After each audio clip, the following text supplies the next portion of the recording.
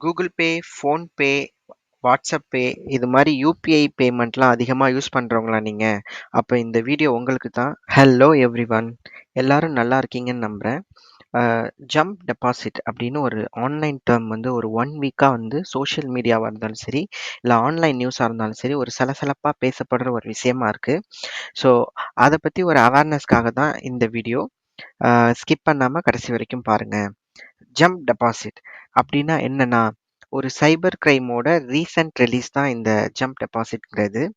நம்ம தமிழ்நாடு காவல்துறை cyber crime டிபார்ட்மெண்ட்லேருந்து மக்களுக்காக ஒரு முன்னெச்சரிக்கையாவும் இந்த நியூஸ வந்து சொல்லியிருக்காங்க.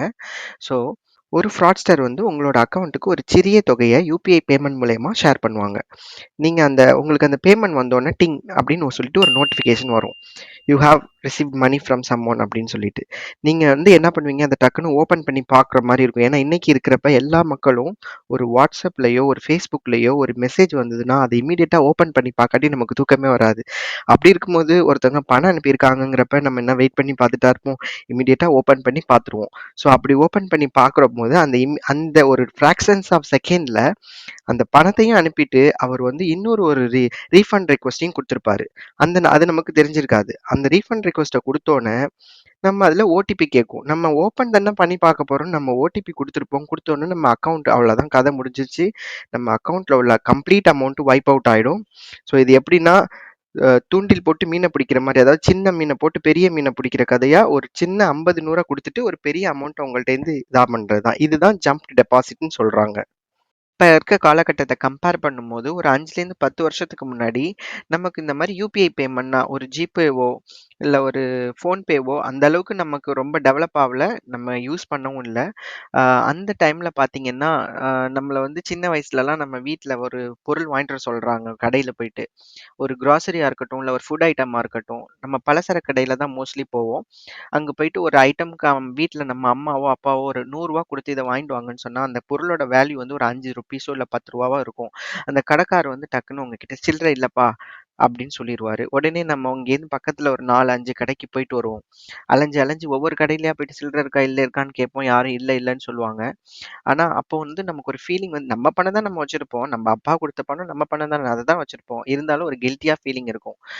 அந்த காலகட்டத்தில அப்படி யூஸ் பண்ண நம்ம இன்னைக்கு ஜிபே அப்படிங்கிற ஒரு ஆப்ஷன்லாம் வந்ததுக்கப்புறம் ரொம்ப ஈஸியா நம்ம பேமெண்ட் பண்றோம். அது 5ஆ இருக்கட்டும், 10ஆ இருக்கட்டும் எல்லாரும் ஒரு கியூஆர் கோட வச்சுடுறாங்க.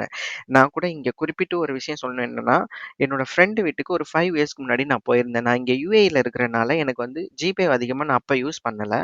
அப்போ மோஸ்ட்லி நாங்க இங்க பண்றதெல்லாம் வந்து ஆப்பிள் பே, சாம்சங் பே அந்த மாரி ஃபோன்பே ஆப்ஷன் பண்ணுவோம். ஆனா வந்து ஜிபே, இந்த ஃபோன்பே, யுபிஐ பேமெண்ட் வந்து இங்க அவ்வளவா நாங்க யூஸ் பண்ணல. மோஸ்ட்லி பேங்க் ட்ரான்ஸ்ஃபரும், கிரெடிட் கார்ட்ல யூஸ் பண்ணிட்டு இருக்கிறதுனால, அந்த சிஸ்டம் அங்க யூஸ் பண்ணல. அப்ப எனக்கு தெரியல. அப்போ ஒரு நாள் வந்து சாப்பாட்டுக்கு ஏதோ ஒரு குழம்பு இல்ல அப்படின்னு சொல்லிட்டு, அந்த ஒரு சாம்பாரோ ஏதோ ஒண்ணு வாங்க போயிருந்தோம். அப்ப அதோட ரேட் வந்து ₹15 தான் வந்தது. அப்ப அந்த ₹15 அவங்க வந்து கேஷ் வந்து ஜிபேல பண்ணிருங்கன்னு சொல்லிட்டு ஒரு கியூஆர் கோடு வச்சிருந்தாங்க. அப்ப எனக்கு அத பார்க்கும்போது ரொம்ப ஒரு ஆச்சரியமா இருந்தது. என்னது ஒரு ₹15க்கு ஒரு அ சாப்பாட்டுக்கு ஒரு சால்னா வாங்குற கடையில போய் இதுக்கு ஒரு ₹15 இதுல பேமெண்ட் பண்ண முடியுதே அப்படின்னு சொல்லிட்டு இருந்தது. ஆனா, இன்னைக்கு பார்த்தீங்கன்னா, அது ஒரு நல்ல ரெவல்யூஷன ஏற்படுத்திருச்சு மக்களோட மத்தியில. ஏன்னா, இன்னைக்கு வந்து படிச்சவங்களா இருந்தாலும் சரி, பாமர மக்களா இருந்தாலும் சரி, எல்லாரும் இன்னைக்கு கூகுள் பேவ யூஸ் பண்ற அளவுக்கு ஒரு கேப்பபிலிட்டி மக்கள்ட்ட இருக்கு. அது நெறைய விஷயங்கள்ல விழிப்புணர்வோட இருக்காங்க. ஆனா, இந்த விஷயம் எதுக்காக நம்ம சொல்ல வரோம்னா, நெறைய யூஸ் பண்ற இடத்துல ஏதாவது ஃபால்ட் நடக்க வேல இருக்கு. ஸோ, கொஞ்சம் விழிப்போட இருந்தா அத நம்ம தடுக்கலாம். ஏன்னா, நம்ம கஷ்டப்பட்டு சம்பாரிச்ச பணத்த தானே நம்ம அக்கவுண்ட்ல போட்டு வச்சுக்கிறோம்.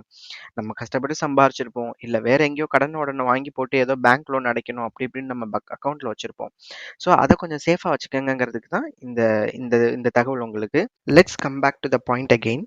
எந்த ஓடிபியா இருந்தாலும் சரி, இல்ல வந்து கிரெடிட், டெபிட் கார்ட் டீட்டெயில்ஸா இருந்தாலும் சரி, இல்ல ஆதார் கார்ட் டீட்டெயில்ஸா இருந்தாலும் சரி, உங்களோட கான்ஃபிடென்ஷியல் இன்ஃபர்மேஷன நீங்க தான் வச்சுக்கணும். அதனால தான் அதுக்கு பேர் கான்ஃபிடென்ஷியல் இன்ஃபர்மேஷன். அத வெளியில குடுக்கக்கூடாது. எந்த பேங்க்லயும் ஓடிபிய கேட்டு ரிக்வெஸ்ட் பண்ண மாட்டாங்க. அது அவங்களே பலமுறை உங்களுக்கு மெசேஜ் அனுப்பிச்சிருப்பாங்க. உங்களுக்கே தெரிஞ்சிருக்கும். ஸோ இனிமேல் விழிப்போட இருங்க.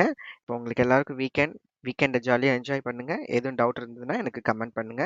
மீண்டும் சந்திக்கலாம். Thank you so much.